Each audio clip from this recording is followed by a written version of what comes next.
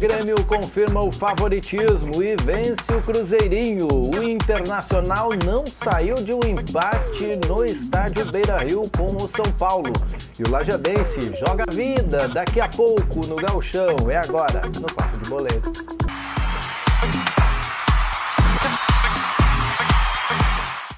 E a tarde de sábado foi só para confirmar, Diogo Botti. Cruzeirinho, acho que o Cruzeirinho não vai ganhar nenhum esse campeonato, né? Tá complicado, né? O Cruzeiro pode ter seu rebaixamento confirmado já na próxima rodada, Márcio. Em virtude aí, a equipe tem 3 pontos apenas em 9 jogos. Tá bem mal das pernas aí nesse gauchão. E realmente, o Grêmio jogando com os reservas até, poupando grande parte do elenco que embarcou ontem ainda para a disputa que joga amanhã contra a Libertadores contra o São Lourenço.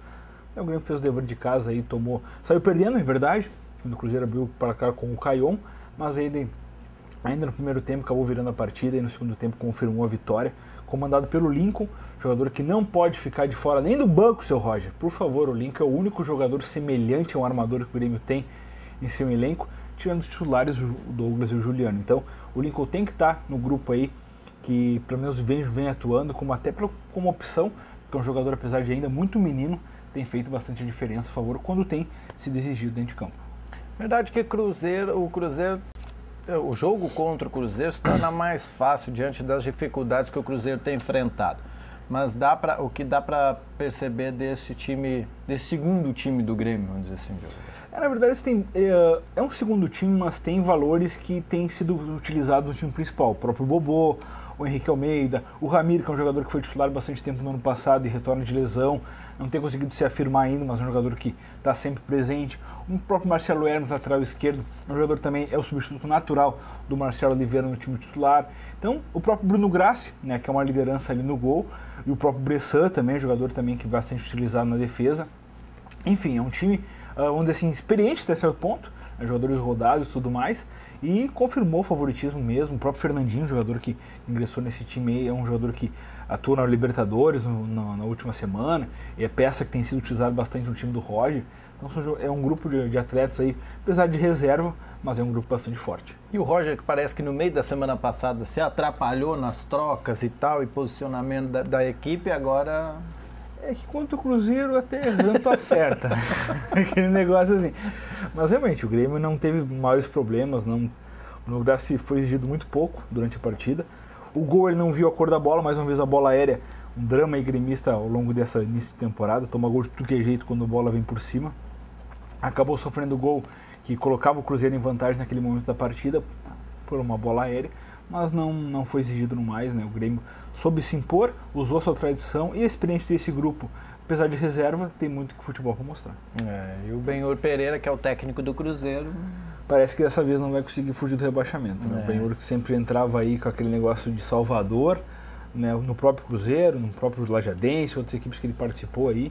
Dessa vez está complicada a vida do Cruzeiro, um elenco bastante desqualificado, vamos dizer assim, né, para encarar esse gauchão. As peças de reposição, os reforços não acabaram não se confirmando dentro de campo, e apesar de jovem, o Cruzeiro pode encaminhar para o rebaixamento. É isso aí. Aliás, os técnicos últimos que passaram por aqui é um problema, né? O Luiz Carlos Vinck está ali na porta, né?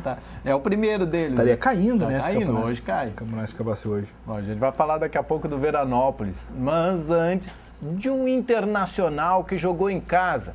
Jogou contra o Vovô. Parecia o Internacional, o Vovô, né? Não saiu do 1-1. Impressionante aquele jogo ali, né? O Inter abriu o marcador logo cedo, eram apenas 6 minutos de jogo, gol do Sacha. O Inter ditou o ritmo da partida todo o tempo, né? Deixou de marcar vários gols, criou inúmeras chances. O Vitinho, jogador muito participativo, o Vitinho não pode sair do time, realmente voltou de lesão e está se afirmando novamente no entre os titulares. O Inter realmente foi o dono da partida, mas aí aos 30 minutos do segundo tempo aí o São Paulo achou aquele gol, vinha melhorando gradativamente ao longo da partida, vinha impondo seu ritmo, com toques e tal. Mesma coisa que ele fez contra o Grêmio na vitória lá em Rio Grande, né? Então conseguiu o seu gol de empate aos 30 minutos, o Inter não teve força para buscar a vitória e o gol que desse esse mais 3 pontos na tabela de classificação. Teve um lance plasticamente muito bonito, um lance do Ailon, o Fabinho limpou a defesa inteira do do São Paulo pela direita e cruzou. O Ayllon dominou e de bicicleta acertou a trave. Seria um golaço aí que decretaria a vitória, isso já aos 42 minutos. Acabou não acontecendo, o Inter ficou no 1-1, somou apenas um pontinho nessa rodada. E o Internacional dá para jogar sem o Anderson, né? Quer dizer, não ganhou, mas também o que teve de problema foi acertar, aquele probleminha de sempre, né? Acertar o negócio aquele lá atrás. Na verdade, a gente esperava que o próprio Andrigo, que vem já numa sequência, e pudesse dar uma resposta melhor. Não vem acontecendo, o Andrigo vem bastante oscilando durante as partidas. Começa bem, às vezes decai. Ontem foi muito pouco participativo, né, tanto que deu lugar para o Alex. Então o Andrigo ainda precisa retomar o nível de atuações que ele vinha tendo na pré-temporada, onde entrava, fazia gol e tudo mais. Talvez, entrando no segundo tempo, tenha dado uma resposta melhor do que começando o jogo. Né, a gente não sabe. Então eu acho que o Andrigo ainda precisa se afirmar um pouco melhor. Se ele não conseguir isso, era assim, né? O Valdívia era assim, o Valdívia só conseguiu, na verdade, quando ele saiu, foi deslocado de armador para ponta, né? Tanto jogando na ponta esquerda lá como um atacante praticamente, né? O Valdívia sai muito bem para o jogo, tem muita velocidade, acabou dando uma resposta muito mais positiva. O caso do Andrigo, eu acho que ele parece um armador mais clássico, assim, mais estilo próprio do Alessandro, né? Mas se ele não conseguir realmente se afirmar no time titular, conseguir ser mais participativo, o Anderson voltando de lesão assume a titularidade normalmente. Falando da Alessandro, viste o resultado do jogo fim de semana? Vi 4-1. E viu quem marcou? Vi Alain Ruiz. O Alain Ruiz marcou, acho que os primeiros gols dele do ano, né? E deve ser os últimos também, né? Não, porque... só o que era do Alessandro. Gente, é impressionante, né? A granalização é algo assim fantástico, né? O Alain Ruiz, ele surge do nada assim, como um fantasma, faz o gol e aí depois... Ele foi 3? Não? 3 gols. Fez 3 gols. Foi 4-1 pro Colón em cima do River Plate. O campeonato argentino do Alessandro não viu a cor da bola. Que beleza. Não deu certo ainda lá o da Alessandro, né? Teve machucado, teve não sei o que, agora tá... Bom. Não deu o acréscimo esperado, né? Não serviu pra nada até agora. Até agora então, ainda bem que tá lá turismo para os colorados, sabe? Esse ano ruim dele... Pois é, né? O D'Alessandro é um cara que, claro, ele na vitória do final de semana, no meio de semana passado do River Plate, ele entrou no segundo tempo, havia retornado de lesão, né? Tipo, mudou a partida a favor do River, né? Mas ontem realmente o Colón foi muito superior jogando em casa e fez 4-1. Alain Ruiz comandou o time. Vamos aos outros resultados do fim de semana, depois a gente fala do Lajadense que joga daqui a pouco. Vamos lá então, jogo único no sábado, vitória do Grêmio 3-1 sobre o Cruzeiro, jogo lá no Estádio do Vale. No domingo a gente teve empate de Inter e São Paulo por 1-1, o empate também entre os líderes, Juventude 0, São José 0, lá no topo da tabela, exatamente. Quem ganhasse podia disparar e praticamente assegurar a classificação já, né? O Glória fez 2-0 no Ipiranga, apesar que a classificação já estava definida mesmo, né? Porque faltando aí 4 rodadas para o término da competição, 21 pontos, tu pega ali o último classificado tem 11. Dificilmente. Já está bastante segurado então. Continuando então, o Glória fez 2-0 no Ipiranga, resultado surpreendente. O Glória respira aí na luta contra o rebaixamento, resultado ruim para o Lajadense. O Passo Fundo fez 2-1 no Aimoré e o Brasil de Pelotas fez 1-0 no Veranópolis. Jogo isolado hoje daí, nosso Lajadense, 20 horas daqui a pouquinho, contra o Novo Hamburgo, lá no Estádio do Vale, jogo de 6 pontos. E dá para encarar o Novo Hamburgo e dá para vencer lá, Diogo? Pois é, o desafio aí do técnico Edson Porto, nessa partida decisiva para o Lajadense. O Lajadense tem 8 pontos, mesma pontuação do time lá do Vale dos Sinos. Né, os dois, ambos lutam contra o rebaixamento. Lembrando aqui que na ponta de baixo da tabela, o Cruzeiro, a gente falou, tem 3 pontos, seguido do Aimoré com 6 e o Veranópolis com 8. Mesma pontuação de Lajadense e Novo Hamburgo nessa briga acirrada aí contra o rebaixamento.